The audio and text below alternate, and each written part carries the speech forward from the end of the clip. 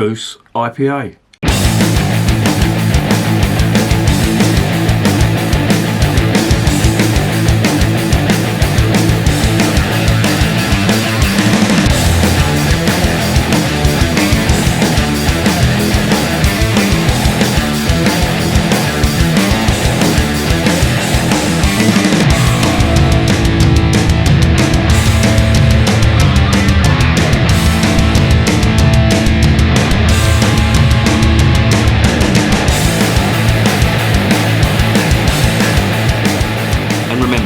Life is too short to be drinking shitty beer. Welcome to another edition of Bands, Bikes and Booze Reviews. I've been seeing... Welcome to another edition of Bands, Bikes and Booze Reviews.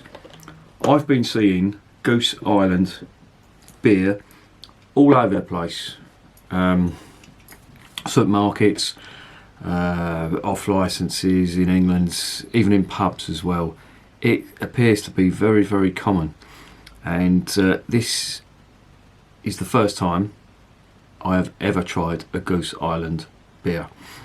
Was reading up about them. They started in Chicago, Illinois in the United States in a place called Lincoln Park in 1988.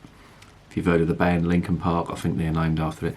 I've actually been to Chicago, and there was a great place called Bigby's Pour House, as in pour. And that was based in a place called West Addison. If you ever go to Chicago, go to that place. What a pub that is. That was brilliant. And they had this on tap. And he said, you've got to try this. But I opted for the wheat beer that they had, which I think was called Allagash. That was really nice. I think that was a Belgian style wheat beer. But anyway, I'm digressing. But I've never tried this until now. So this will be the first time. I was looking at the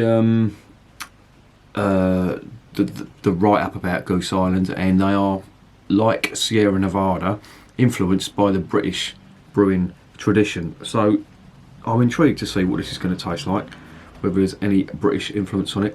I like the slogan they've got: we don't need to be the only beer you drink, we just want to be the best beer you drink. Well, if you are, I will tell you.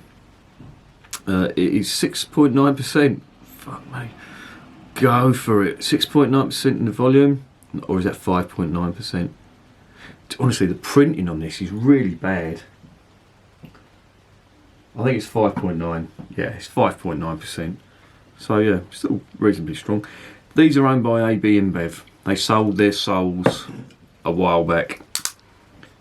That will not influence my verdict on this. Good beer is good beer, I don't care who brews it, but it will go a long way to explaining why I keep seeing it a hell of a lot over here. Oh my good God. Disaster. Sorry, there will be nothing out. There'll be no nose on the can here. Oh God. Right, disaster averted. I'll still have to have a little bit of a clean up, but I don't know how that's happened. But yeah. This has probably been shook up on the way home. I've got this coming out of work. Oh my good God, look at that. That head is just massive. I'll see if I can try and do some damage limitation on this, but look at the state of that 4-finger head. I thought I would get a lot more aroma from that, but I'm not getting much at all. Right, head's calmed down a little bit. Let's get the rest of it into the glass. It's out of the can now. A little bit more clearing up. I'm not getting much from that, which is disappointing. I thought it was going to be very hoppy, but it's slightly cloudy. I can't see any carbonation on that at all. What is going on? It's very faint malt on that. But I really have to... Normally, most IPAs I can just waft it under my nose. Just waft it around and I can get the hops and the citrus. I'm not getting that at all here. But let's get it down the hatch and see what's going on. head's dissipating quite quickly, which is pretty good.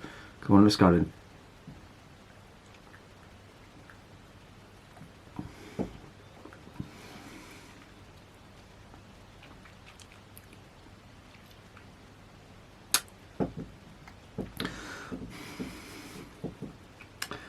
When I said I couldn't get any carbonation or couldn't see any carbonation, that's because there isn't any. This is flat as a witch's tip.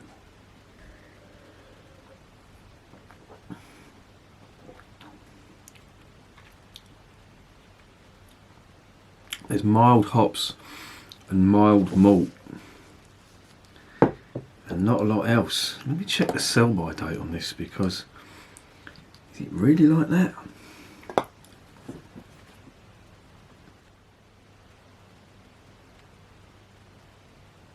Yeah, it's in date. I'm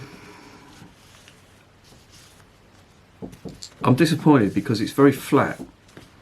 Now, for IPAs to be flat is not good. Stouts, yes, but when you get carbonation in a beer, it helps to, or I think it does anyway, it helps to move the flavour around a bit more. Too much carbonation and it just overpowers everything. No carbonation and it's not as easy to get the flavours, I don't think anyway. And this is not doing itself any favours.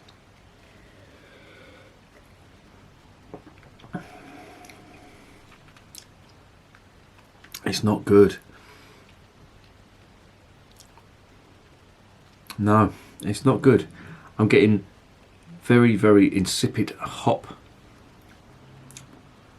Some very, very mild malt and not a lot else.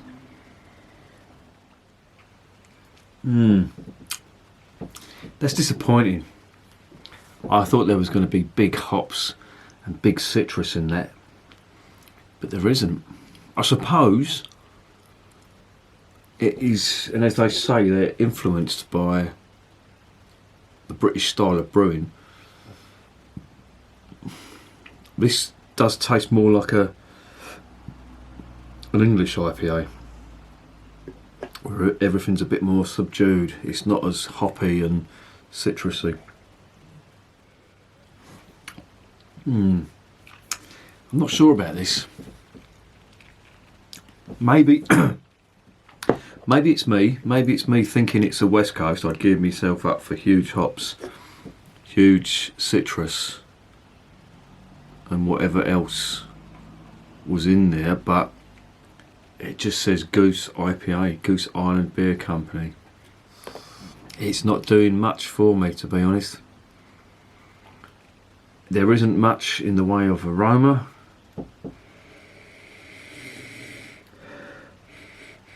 I'm getting a weird smell. It's like faint hop, faint malt. This isn't really doing much for me at all. I'm sorry, I'm trying to look for the positives, but I just can't. I can't find them. I'm going to give this a 4 out of 10. And would I recommend it? No, unfortunately not. I may have to revisit it. I don't know whether it, because it all came out of the can, that it was, well, that's taken away from the flavour, but, and it's going to get, I said 4, I'm going to give it a 3 out of 10. I'm going to pour that down the sink because I am not enjoying that at all. No. Would I recommend it? No. I may revisit it in the future, but on that strength, if this is my first Goose IPA and I don't like it, not recommended. And remember, beer is working class champagne.